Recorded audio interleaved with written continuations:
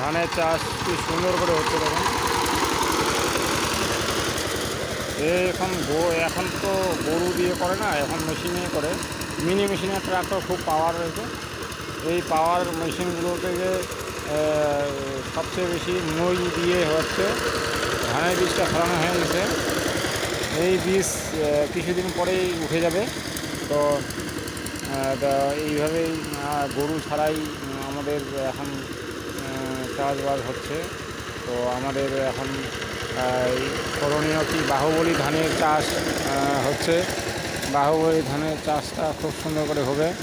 তো আমার রঞ্জনা 35 কতগুলো ধান আছে। এই ধানের গ্রোথ কিন্তু খুব সুন্দর সুন্দর হয়েছে।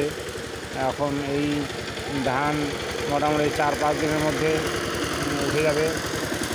ধানটি খুব সুন্দর করে, এর আগে আপনাদেরকে দেখিয়েছিলাম যে ধানের চাষ কিন্তু খুব সুন্দর করে হয়। তো এই মিনি ট্রাক্টরের সাহায্যে ধানটি রোপণ খুব সুন্দর হয় ভালো করে।